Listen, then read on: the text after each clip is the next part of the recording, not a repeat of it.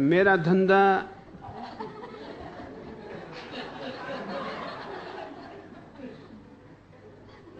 थोड़ा कठिन धंधा है।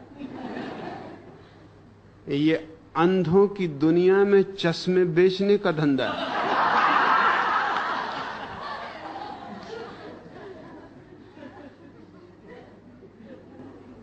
और अंधों से ये कहना कि मेरे पास आंखें हैं और तुम अंधे हो, खतरनाक है।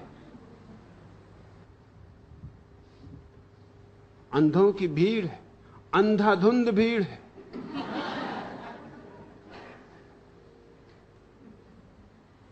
और कोई अंधा आदमी ये पसंद नहीं करता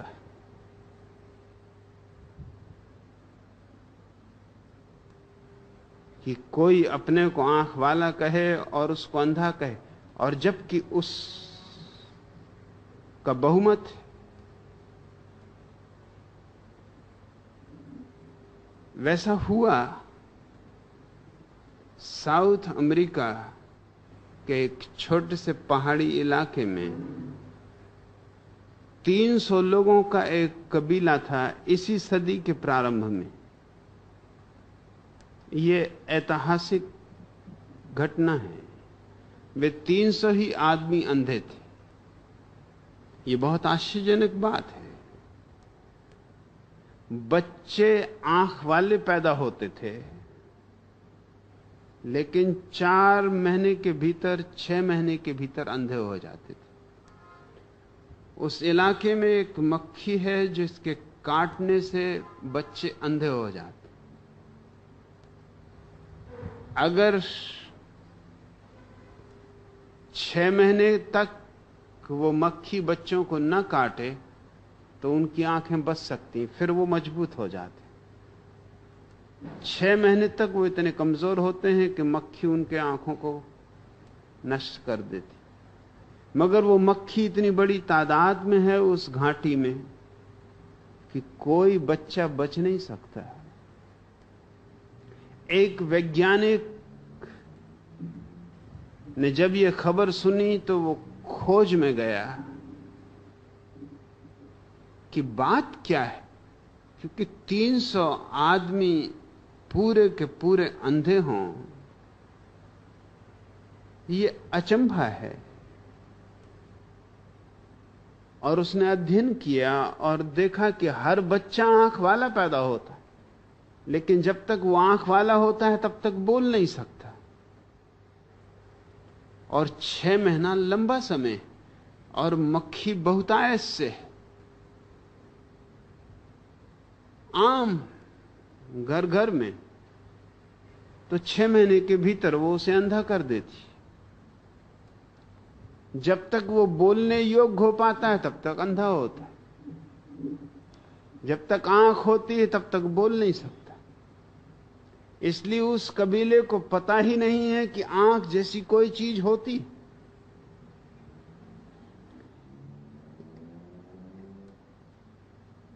इस वैज्ञानिक युवक को भी मक्खी काटती थी, लेकिन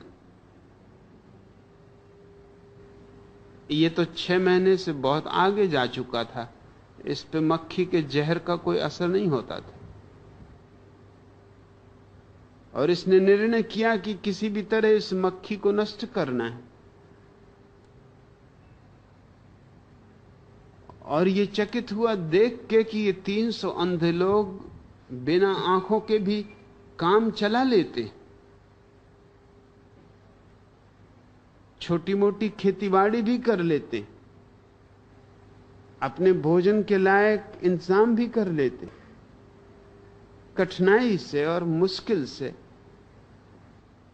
मगर अगर यही जिंदगी है तो किया भी क्या जा सकता है। हम सब भी यही कर रहे हैं। कितनी ही मुश्किल हो, कितनी ही परेशानी हो, कितनी ही झंझट हो, करें भी तो क्या करें, यही जिंदगी है। और चारों तरफ सभी लोग इसी जिंदगी में जी रहे हैं।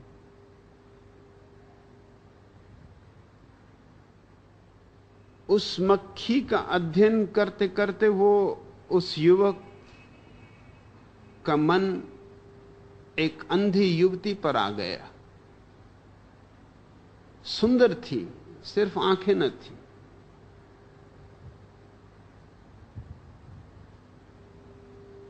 उसने कबीले के प्रमुख से उस युवती से शादी करने की प्रार्थना की।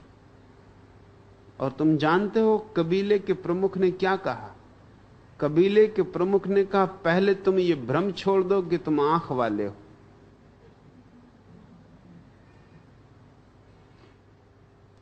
क्योंकि ये बात न कभी देखी न कभी सुनी। ये झूठी बातें छोड़ दो। विवाह की आज्ञा मिल सकती है, लेकिन एक ही शर्त पर कि हम जिन्हें तुम आंखें कहते हो उन्हें फोड़ देंगे। तुम अंधे होने को राजी हो, विवाह हो सकता है, तब तुम हमारी जाति के हो गए। तुम सोच लो। और अगर तुम आंखें वाले ही रहना चाहते हो तो हमें माफ करो, तुम किसी और दुनिया के आदमी हो, हमारी जाति के नहीं। कल सुबह अपना निर्णय बता देना। रात भर वो सोचता रहा कि क्या करे, क्या आंखें गंवा दे, मगर इन्हीं आंखों के कारण तो उस स्त्री के सौंदर्य में वो दीवाना हुआ है। ये इन्हीं आंखों की देन तो है कि उसने सौंदर्य को देखा है। इन्हीं आंखों को गंवा दे तो वो स्त्री सुंदर है या कुरूप, क्या फर्क पड़ता है। और सुबह होने के पहले निर्णय करना है। ठीक सूरज उगने के पहले वो वहां से भाग खड़ा हुआ, जितनी तेजी से भाग सकता था। कबीला उसका पीछा कर रहा था कि पकड़ो उसे, वो भाग ना जाए, क्योंकि वो बाहर जाकर लोगों को ये झूठी खबर देगा कि मैं आंख वाला हूं और दूसरे लोग अंधे।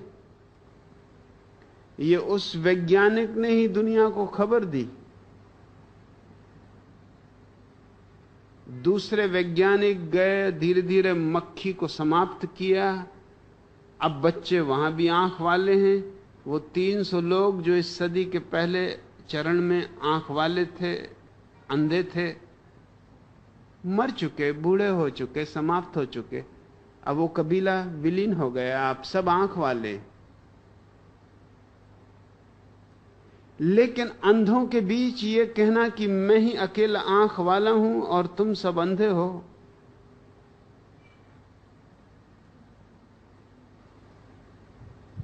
अशोभनीय है।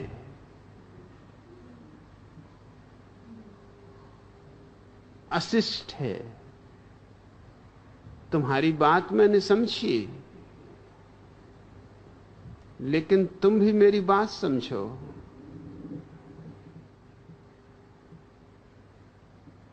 मैं तुम्हारे साथ हूं। तुम सोए हो तब भी साथ हूं, भला मैं जागा हुआ हूं। आखिर सोए हुए आदमी के साथ जागा हुआ आदमी भी तो बैठा हुआ हो सकता है।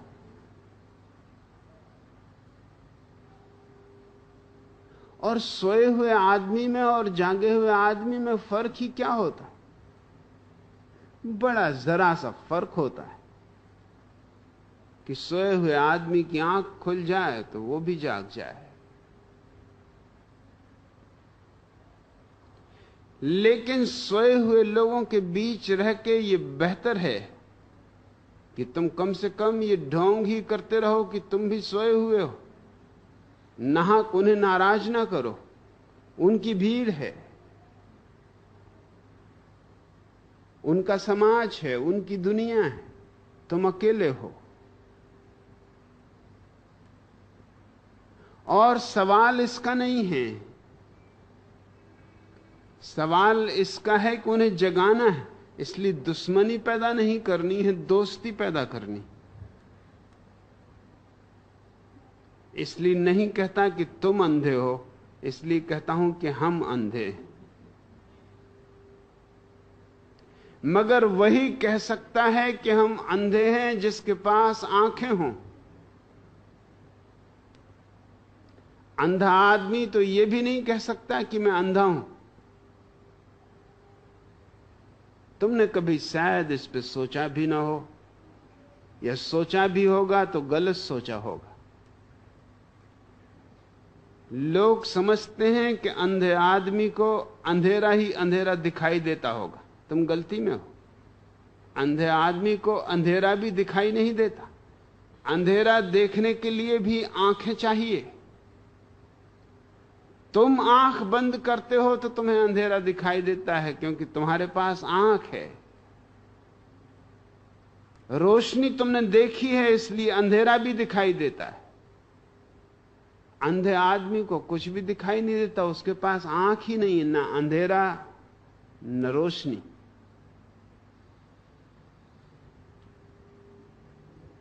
वो सहानुभूति का पात्र है, वो करुणा और प्रेम का पात्र है। उसे आहिस्ता आहिस्ता जगाना है। उसकी आंखों पर ठंडे पानी के छींटे बहुत आहिस्ता आहिस्ता फेंकने हैं, उसे नाराज नहीं कर देना है। और फर्क कुछ बड़ा नहीं है। सोया हुआ भी वो वही है जो तुम जागे हुए हो, सिर्फ आंख खुल गई और दुनिया बदल जाती। गौतम बुद्ध के जीवन में उन्होंने अपने पुराने जन्मों की बहुत सी कहानियां कही। उनमें एक कहानी बहुत ही प्रीतिकर। तब तक वो स्वयं जागे नहीं थे, बुद्ध नहीं हुए थे, लेकिन कोई बुद्ध हो गया था और उन्हें खबर मिली। वो उसके दर्शन को गए। उन्होंने झुककर उसके चरण छुए, जो कि पूरब की अद्भुत देन है।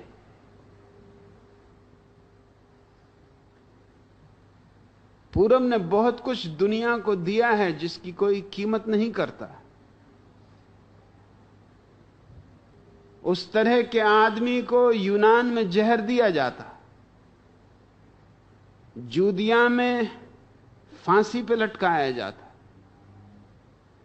अरब में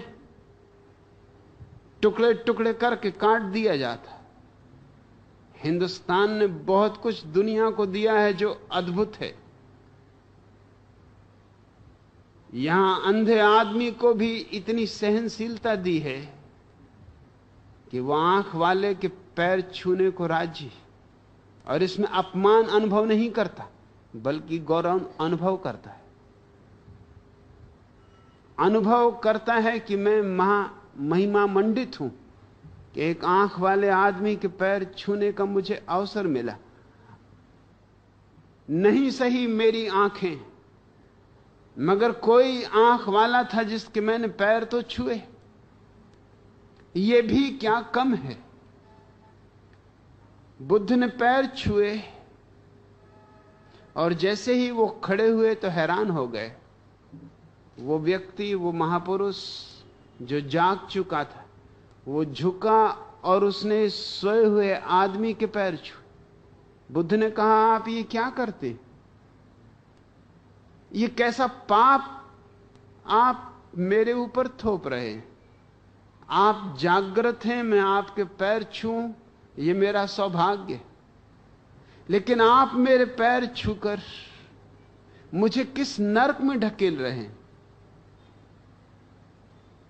उस बुद्ध पुरुष ने कहा था, नरक में नहीं ढकेल रहा हूं, कल तक मैं भी तुम्हारी ही तरह सोया हुआ था, आज जाग गया हूं। आज तुम सोए हुए हो, कल तुम भी जाग जाओगे। मुझ में और तुम में बुनियादी रूप से कोई अंतर नहीं। जो अंतर है बहुत ऊपरी, बहुत मामूली है। वो अंतर मामूली है, यही बताने के लिए मैं तुम्हारे पैर छू रहा हूं। मैं तुम्हारे अंधेपन के पैर नहीं छू रहा हूं, मैं तुम्हारे भविष्य के, जब तुम भी जाग जाओगे, उस स्वर्ण दिन के, उस स्वर्ण प्रभात के पैर छू रहा हूं। और इसलिए भी ताकि तुम्हें याद रहे कि जाग के भूल मत जाना कि सिर्फ अंधे ही तुम्हारे पैर छू सकते हैं। तुम्हें भी उनके पैर छूने, तुम भी उनकी ही जमात के हिस्से हो। इससे क्या फर्क पड़ता है कि कोई घड़ी भर पहले जाग गया और कोई घड़ी भर बाद जाग गया। इस अनंत काल में घड़ियों में गिनती नहीं होती।